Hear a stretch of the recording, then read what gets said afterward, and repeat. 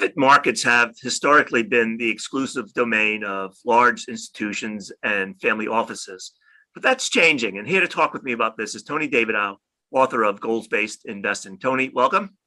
Thanks for having me, Bob. It's a pleasure. So our topic this week is about private markets or private equity. What do folks need to know? Yeah, I would just say broadly, private markets include private equity, private credit, and real assets. And exactly to your point, they've exclusively been the domain of large institutions and family offices who have been allocating in pretty substantial ways to these asset classes. But through product innovation and a lot of work from the managers, we've been seeing these products coming to the marketplace, which I would argue is a very, very good thing. But clearly there's a need for education, and that's why I think it's so important we're speaking about it here today. Yeah. So let's start with the appeal of private equity. What's all the buzz about? Yeah, I think part of it is, the long-term historical average of both private equity and private credit has been pretty substantial outperformance, something that we refer to as an illiquidity premium, the premium that you get for investing in an illiquid asset that you have to hold for an extended period of time. The other thing to be mindful of is, we have seen a shrinking public equity market over the last couple of years. So there are fewer and fewer public companies, but there's a growing number of private companies, both here and abroad. So we'd argue it gives you a much richer palette to select from. A lot of these great young companies where a lot of that early growth is coming when they're young and they're just coming to the innovation phase of their development where they're providing a lot of really great access to the marketplace. So what we find interesting about private equity is the opportunity for growth over the long run. Private credit, of course, provides the additional appeal of additional income in a low return environment, where I think that's why private credit is certainly getting a lot of attention.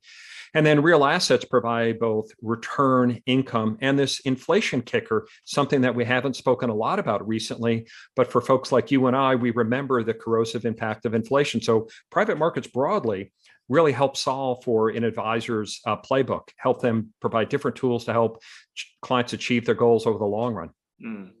So is it worth discussing the various stages of private equity?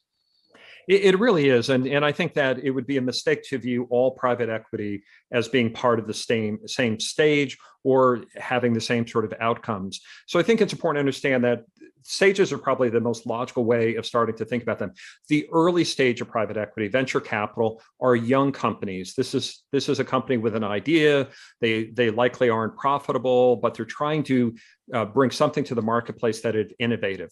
And next we have the growth phase, and that's where the idea is starting to play out. They may be revenue positive, they may be getting close to that, but that idea is starting to play out in the marketplace where there's really starting to develop a business model.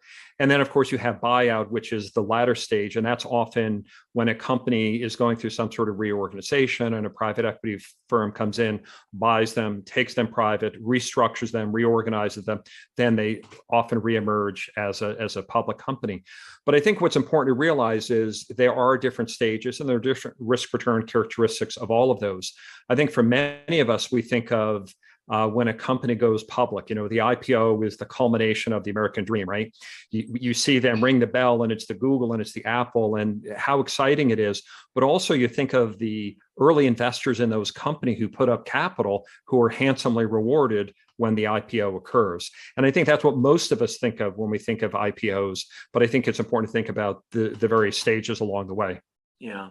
So talk a little bit too about value creation and the difference between private companies and public companies with respect to value creation. Yeah, there's a couple things to focus on. One is the obvious one, which is public companies by their very nature needs to be transparent, right? They we're kind of in earnings season now. They report earnings once a quarter. Everything's in the open, and there's not a lot of unknowns out there, right? So public companies trade on publicly available information. There's no ability to conceal what's going on. Private companies, on the other hand, have the real advantage of thinking long term. And the ability to think long-term, 3-5 years and executing a strategy is a huge advantage of private companies because they're not at the whims of, the quarterly earning calls or what investors are going to say, or their shareholders getting angry because they're not growing fast enough. They can actually take the time to accelerate and grow the business the right way. The other thing I think often gets lost in the shuffle is we always focus on private capital, the capital that comes into those companies. But sometimes we lose sight of the fact that a lot of the advantage that a private equity firm provides is the ability to provide human capital, right? A lot of these young companies have great ideas, great innovation. Maybe they've developed an incredibly new technology, but they haven't run businesses. They haven't run companies before. And private equity firms are often bringing in that human capital to help run the business. Think of bringing adults into the room so those companies can actually execute their strategy over the long run. So I think there's a lot of advantages of being private. And what we're finding is companies are staying private much longer than they have historically. So as we think about investors investing in private equity, private markets, there's quite a bit of product innovation going on. There are relatively many new structures that they could use to access these markets now. And I think that has helped democratize the access to the space, right? So in the early days, the way that you would invest in a private equity fund is you do it through a QP structure or a limited partnership structure, which was limited to very high net worth investors and institutions. They had lockup provisions. It was long-term capital, right? You had to put your money aside and put it away, and you hope that it plays out over the long run. And I'd argue investors should always think about private equity as a long-term investment, but clearly there you're locked up. There's very little liquidity in it. And they're only available to QP or qualified clients. What we have found in recent years, though, is we've seen a number of these accredited investor products coming to the marketplace, products that are available to high net worth investors at lower minimums and greater liquidity. The two primary structures that I think are getting the most attention are interval funds and tender offer funds.